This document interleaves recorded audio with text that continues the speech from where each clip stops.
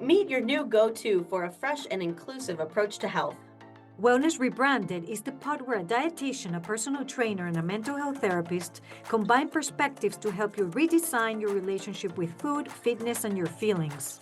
Whether we're serving up juicy stories, breaking down the latest research, or dropping practical tips, we'll leave you informed, inspired, and ready to take health-promoting action. We get you because we are you. We've joined forces because we know that health isn't one-dimensional, and neither are you. Tune in for real talk that cuts through the wellness and diet culture hype. Stay for the laughs, the insights, and the feel-good vibes. Hello, ladies. We have a great topic to cover today. And this is, in a way, a continuation of episode 64 that we recorded in the past. And if you haven't had the chance to listen to it, tune in to episode 64, because today we have a great guest, so great that we asked him back. We have Ren Jones with us.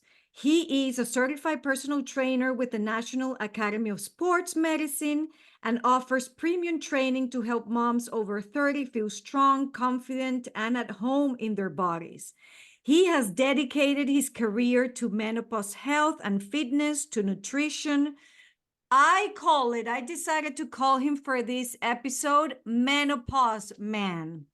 In the episode we recorded with him before, we talked about his journey to becoming a personal trainer, the why and the reason behind his work, and his mission to help women over 30 to feel healthy and to start this journey that maybe, like me, we're going to talk about that, going through perimenopause. We want to know everything there is to take care of ourselves during this stage. Ren, welcome again. I am glad that you were brave enough to accept a second invitation. And I had such a great time the first time. And at the time, I was just the second male that had a conversation with you ladies formally in recorded space. And I take that very seriously. Well, I think you're still only the second guy. I was gonna say we only had two males in this podcast, so you're still the second. Like there hasn't been anybody after you. But I believe you're the only guest that's, actually, I take that back. There was one more who we asked to return for a second episode. Mm-hmm. The only male who has been asked to return. There you go. Well, Ricky Bobby said in Talladega Nights, if you ain't first, you're last. So I guess I'm first and last at this point, and I feel so good about it. So good. Guys, can I just say, if you didn't listen to the first episode with Ren, it's hilarious. Yes. Like, stop listening to this one, go listen to that one, and then come back, because at one point in that episode, he says something like, what's the reason for all of our like body image struggles right now? And the answer was like the decade of the 80s. And if that doesn't like sum it up, I don't know what does. So I am excited, Ren, to have you back and hear what you are going to share with us today and how you're going to make us laugh. So thank you for being here. Thank you for having me, ladies. I appreciate it. Let's dive right in, because I'm 47 years old. I'm going through a lot of changes. Like a lot, Ren, like many, like a lot.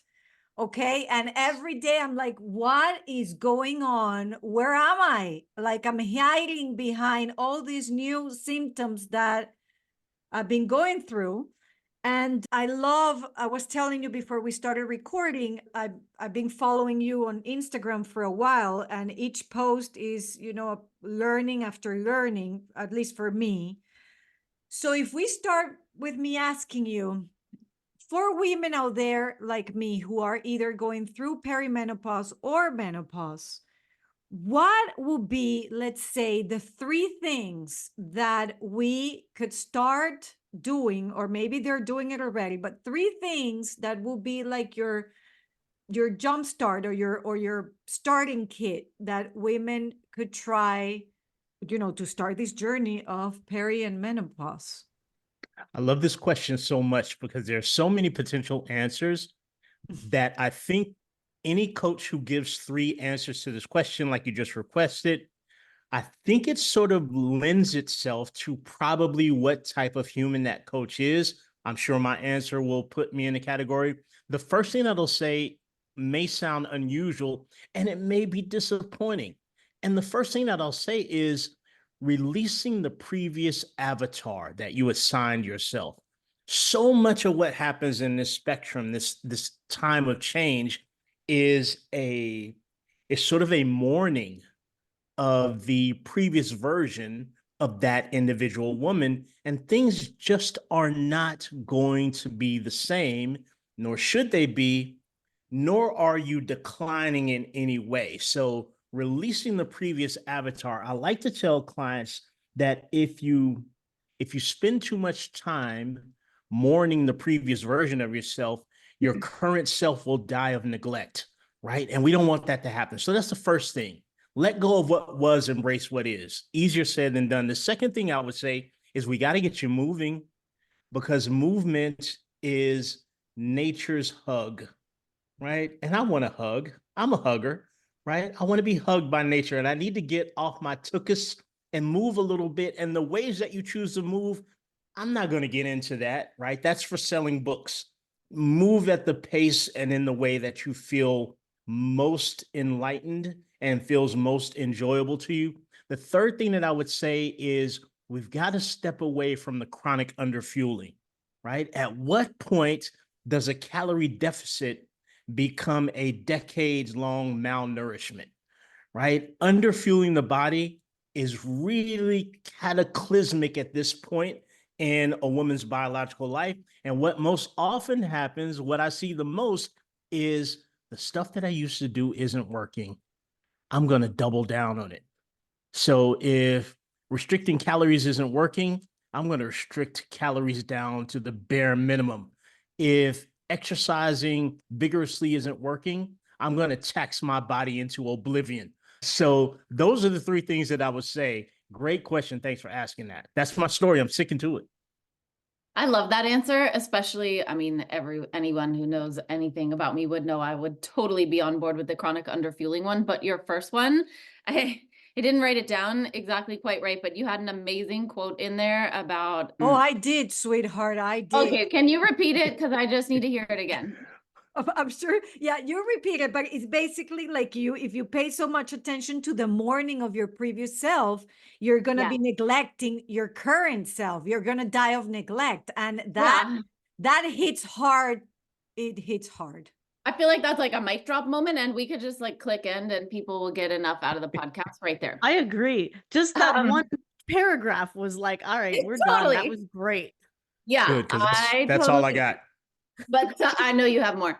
Something I've been, it just reminded me of something that I've been chatting a lot about with clients recently, is the idea that the suffering is in the resistance.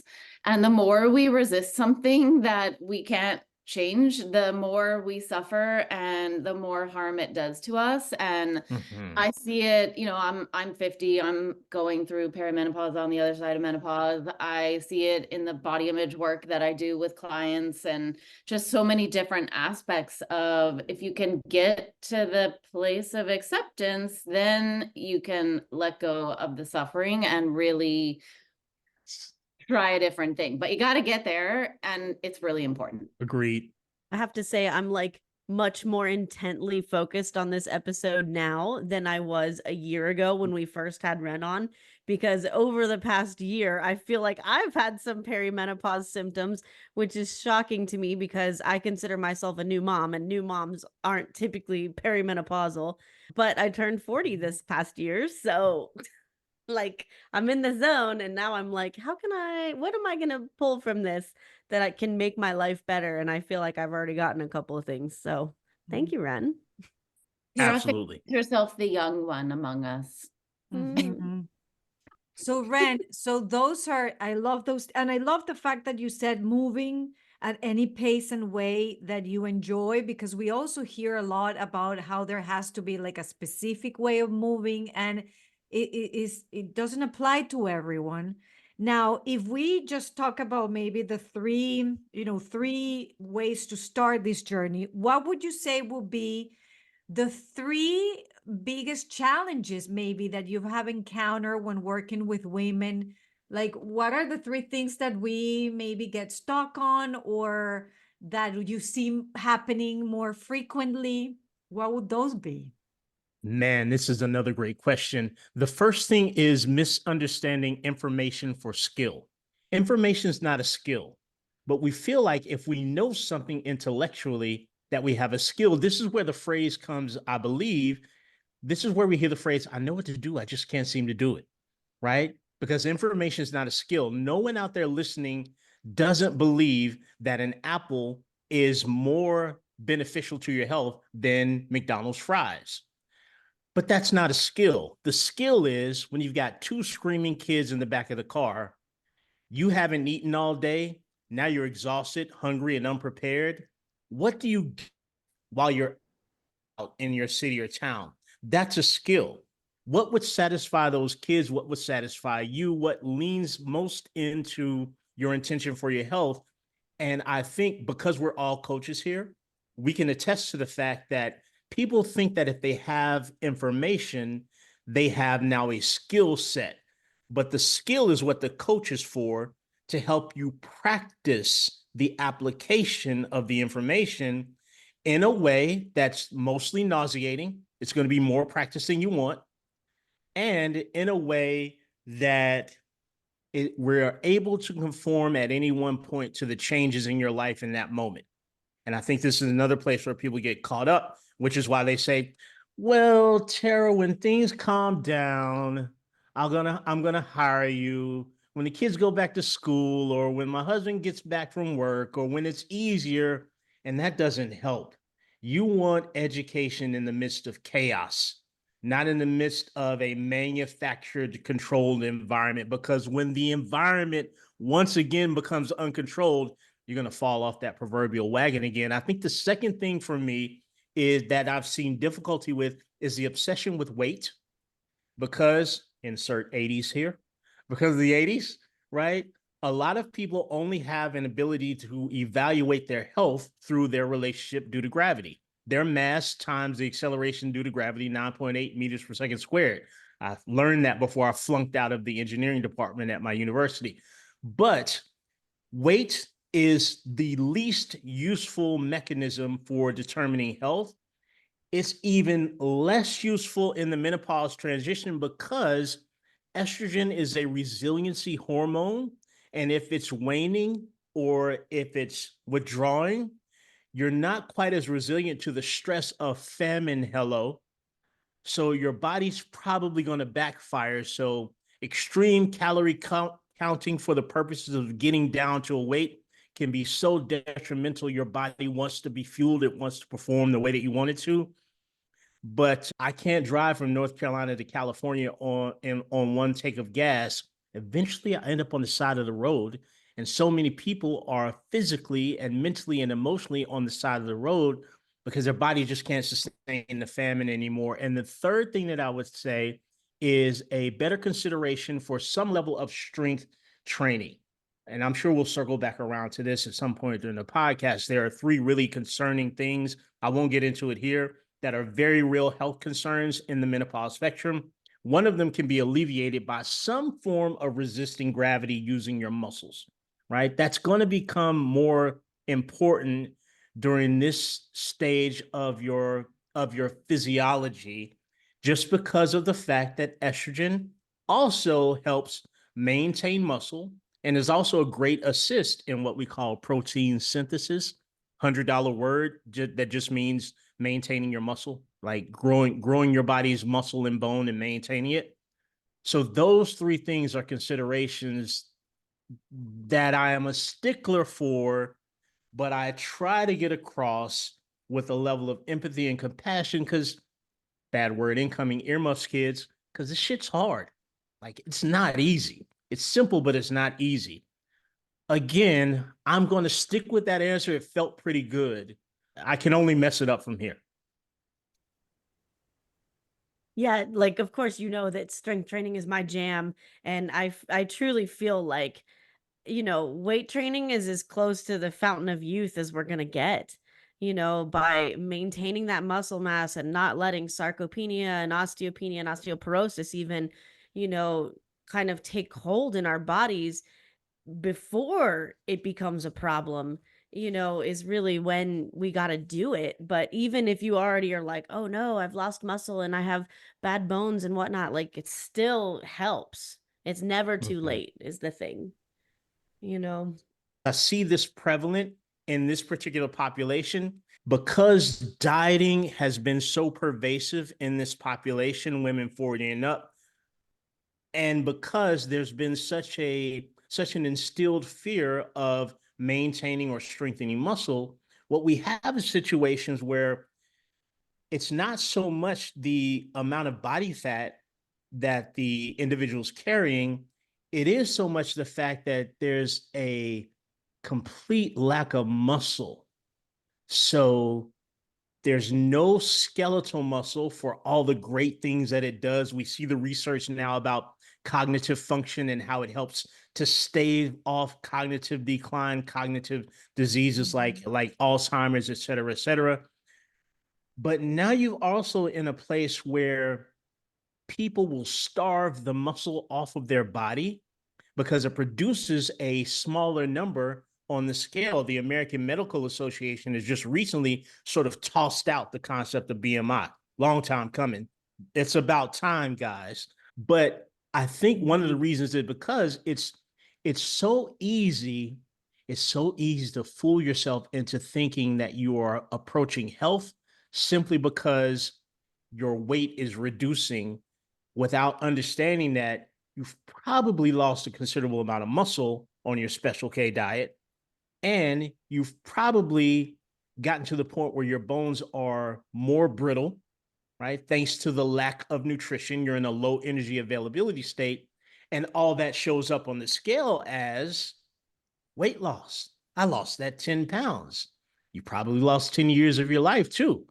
The back 10 is probably going to be you being monitored 24 hours a day and being helped on the toilet and off and in and out of the bathtub.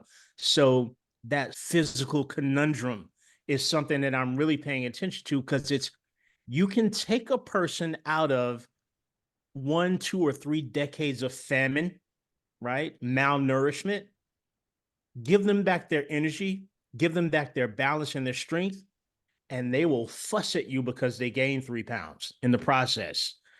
And that sucks as a coach. I'm going to be quiet now.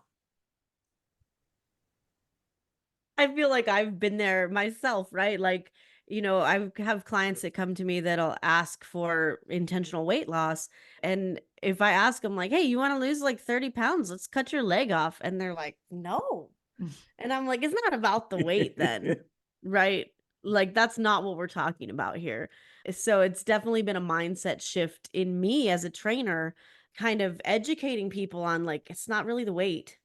You want to feel different. You want to have a better body image and more confidence and more strength. You're not asking me for the Yes. right thing.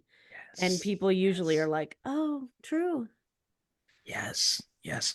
I, I've always felt like the weight thing wasn't was a clever marketing ploy on behalf of scale manufacturers, because they realized people in their homes would not take circumference measurements, right? People don't get the measuring tape out. They realized people in their home didn't have the ability to examine body composition, either by device, which wasn't created in the 80s, or by like a skin fold caliper test where you take the little caliper, the pincher, and you pinch in certain places. People aren't educated enough to do that, That's but also they knew extremely difficult to do accurately. it's difficult, but they realized anybody can get a scale from their local department store or store. And if we get people fixated on that thing because it's so easy for them to measure, we'll just tell them that it needs to be a certain number because everybody's got a scale. And we can start freaking them out and slowly brainwashing them. And now it's the only thing that the layperson seems to be able to easily understand. And a consumer is only going to ask for the product that helps at the level of their understanding. And as a coach, it's much harder to educate a client than it is to market to them based on their own misunderstanding. I can market to you based on your own misunderstanding forever. Take a 5-year-old boy, I can sell him a cape and tell him it'll be able to make you fly because he doesn't understand the laws of physics. He misunderstands them. I can feed him Superman cartoons and then sell him an overpriced cape and take all his lemonade money.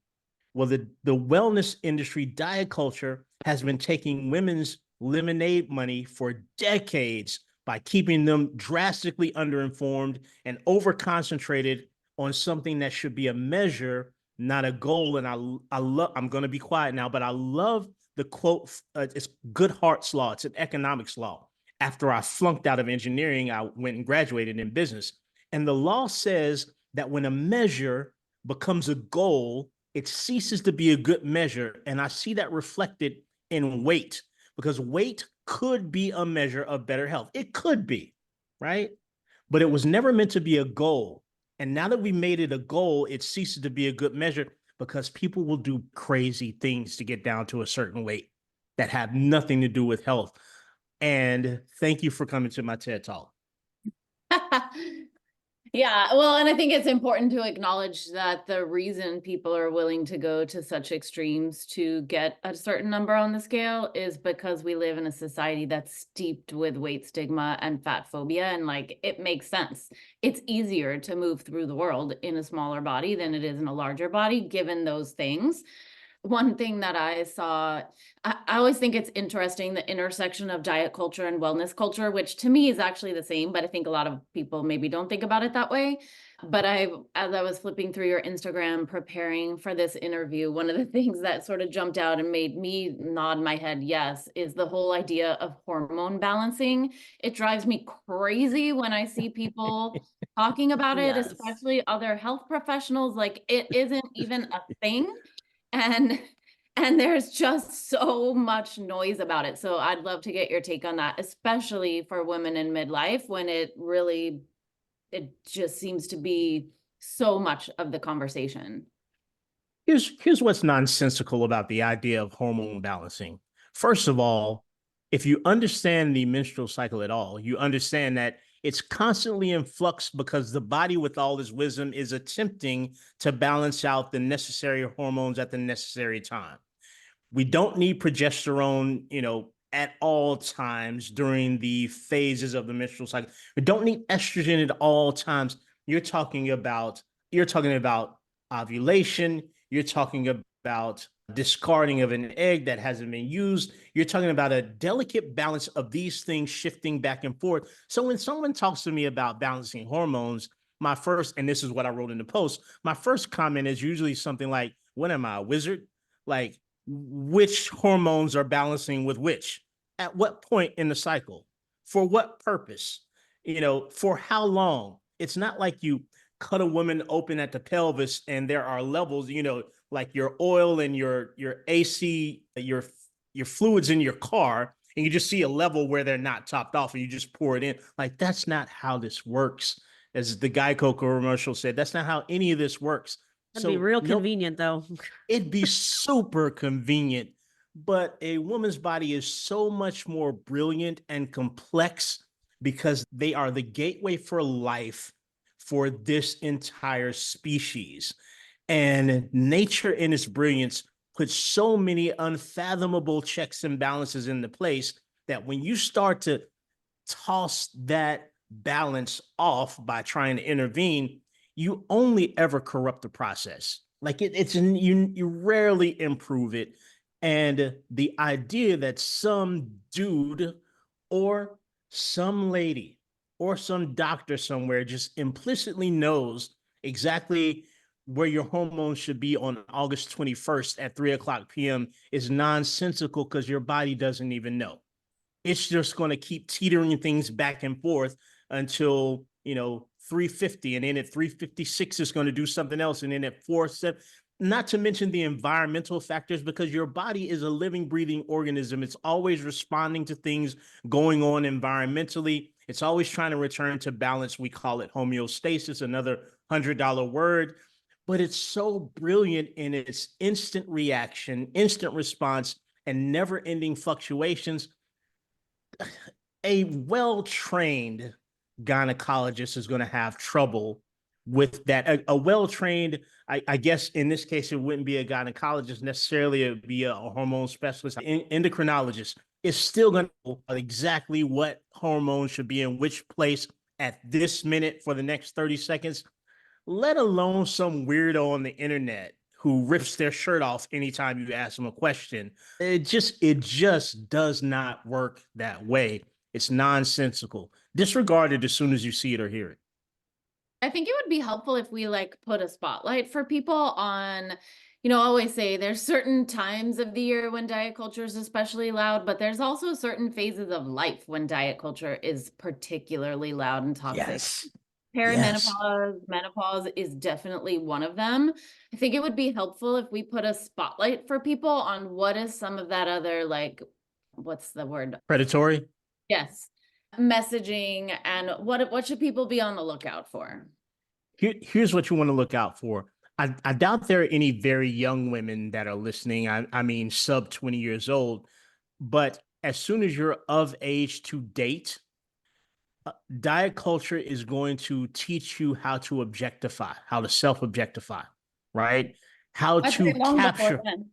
Yeah, actually long before then. Most women develop dissatisfaction with their bodies around age 6, according to a study from, I can't remember the two authors of the study. You're going to be targeted financially probably post 13 years old. You've got a little bit of disposable income, and a lot of what you see will be targeted towards you being more fit for objectification of the male gaze. Certainly, pregnancy can be a vulnerable time, right? Because of how society has fixated on the quote unquote snap back or bounce back term that I hate. Age 30, there's another inundation because 30 is the point at which a woman is running out of time to be selected by a male. It's total bullshit, pardon my French. Perimenopause specifically now, because there's a general misunderstanding. And when I say perimenopause, let me clarify. The point at which you're starting the change, which commonly happens in mid-30s, but women typically have to backtrack to recollect that they had shifts in their body. A lot of them don't normally realize it in the mid-30s, mid to late 30s, because it's not very well discussed. We will talk to our daughters about puberty. We will talk to our daughters about pregnancy. We will not talk to our daughters about perimenopause, right? So it's usually a blindsiding event for most people.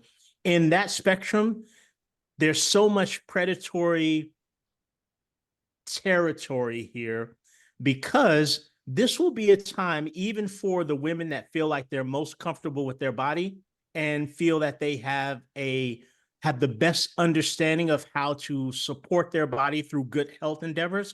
This will be a time where the confidence crumbles because there's such a large fluctuation. It's individualized. No two women are having the same experience, but there's such a large and noticeable shift in how their body responds to things.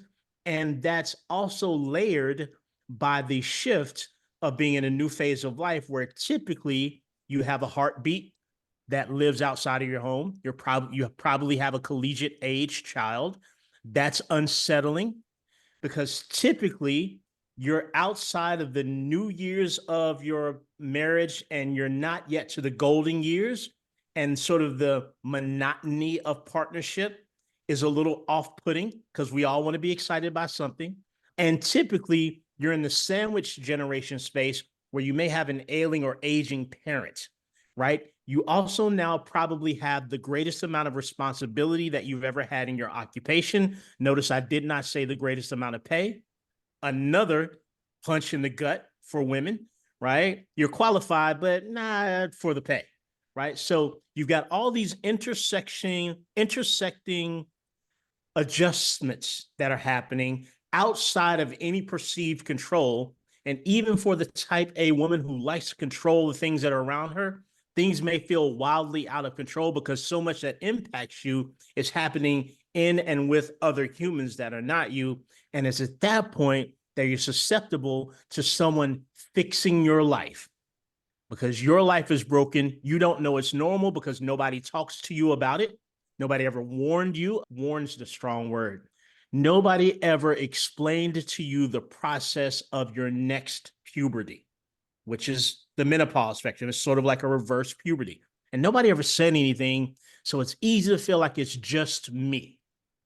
Why am I going Is through Ren this? Why? seeing into y'all's soul right now? Because I feel a little bit like, like I Girl. can't believe this dude is like describing my whole mental like, process here. like, This is gonna turn why? into a therapeutic session for me. Like I, I'm I gonna would, cry in 2 seconds and share all my I'm, problems. I'm telling you, like, why can't I do this? Why am I gaining weight if that's a concern for you? Why doesn't my body respond the way it wants to? And it's the lack of sharing. It's the lack of the hive mind that makes this so terrible, because you have a tremendous hive mind for pregnancy. You Yeah. say you're pregnant and or someone notices, and every woman that passes you on the street is going to try to touch your stomach. Everyone's utterly concerned with the contents of your uterus. You go through puberty, and all the wise women in your family are going to talk to you about how the feelings they had, and watch out for this, and you're becoming a woman now, and let's have a 15th birthday party, and let's have a sweet 16th. But perimenopause, you're on your own, kid. That's your problem. Like a You dirty figure little it out. secret. Dirty little secret. You can't talk about it because this society has forbade you from aging. You are not allowed to age. You're of no use to us if you are not young and fertile.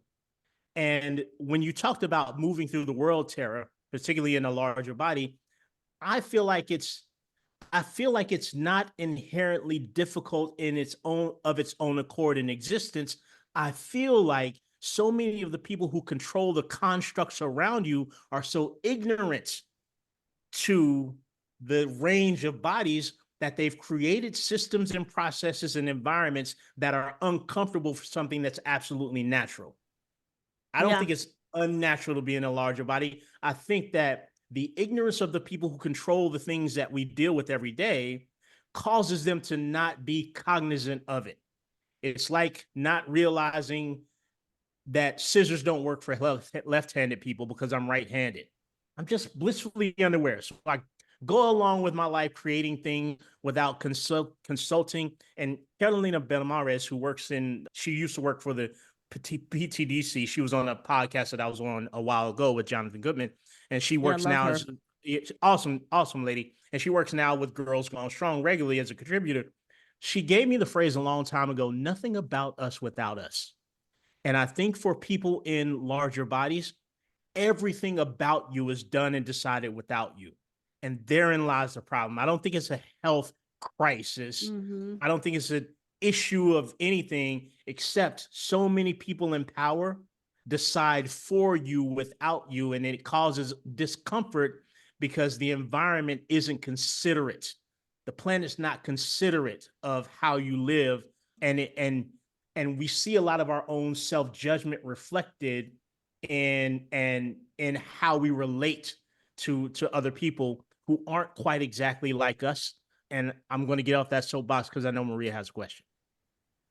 No, I mean, you jumped into it. It's what a coincidence, because I was going to go back to when we were talking about challenges, and I was going to add a fourth challenge, which is the one that I hear the most from my clients and from myself.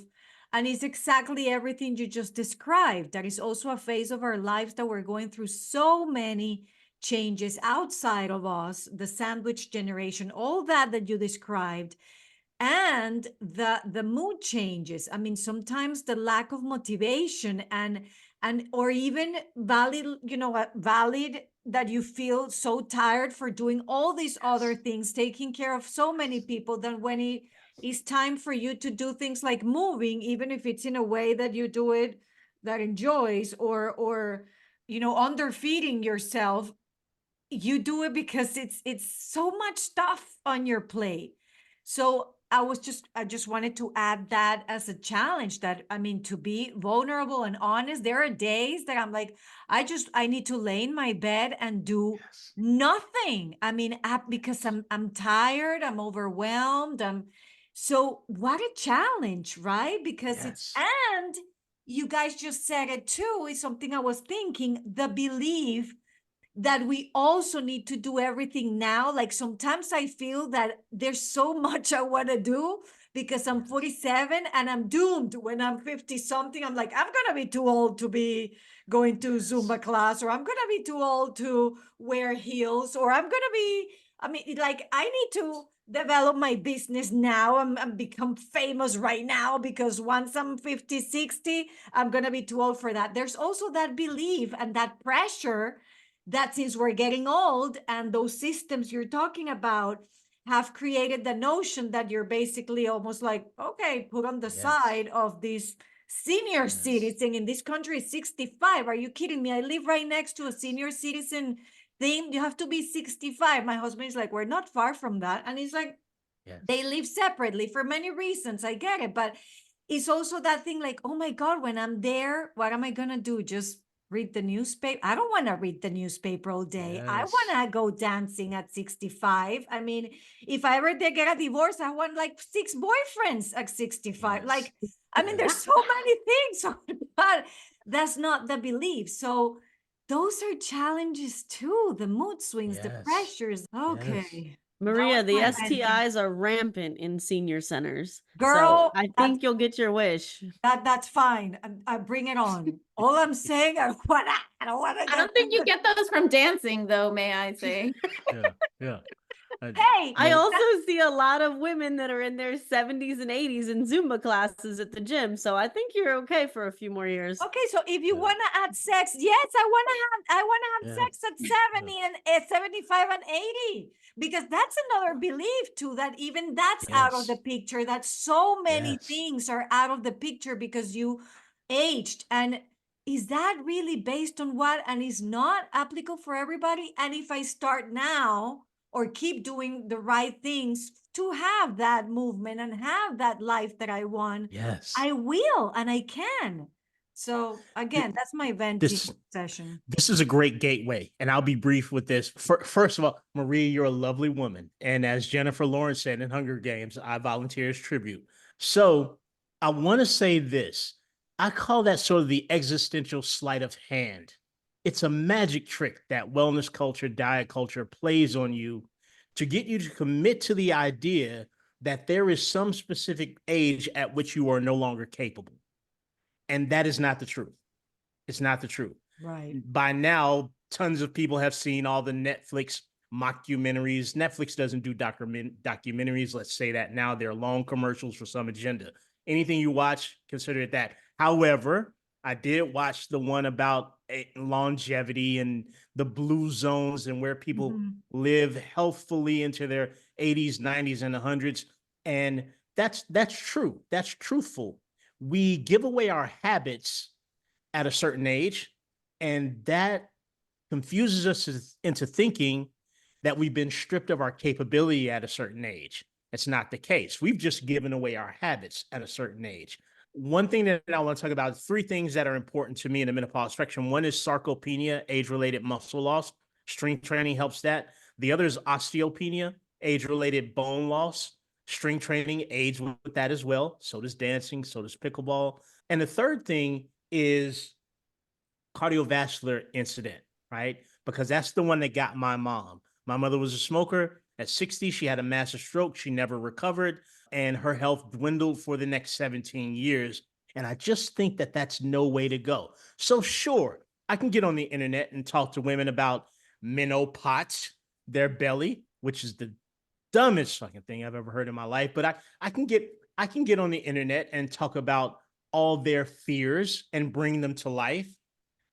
Or I can say, let's have a grown-up conversation, because you're going to be not dynamic in your 60s, 70s, and 80s because you're dynamic now and you have no reason to stop being awesome.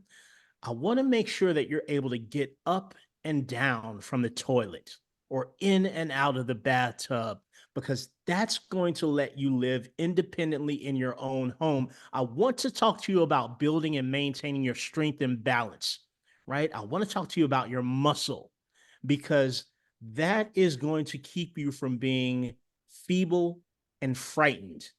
That is your retirement plan. Muscle is the new 401k.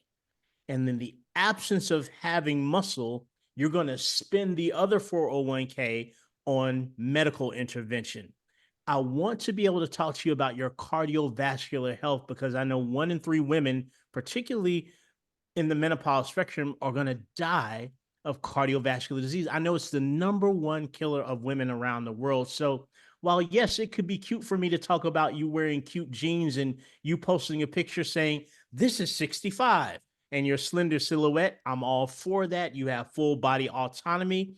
As a professional, I have a greater responsibility to make sure that your life doesn't fizzle out due to lack of knowledge.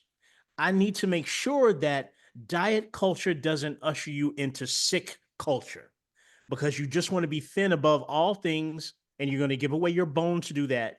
You're going to give away your muscle to do that, and you're going to barely eat to do that, and it's going to compromise your cardiovascular system. Your heart's going to give out because you've stressed it through famine for the last 20 years.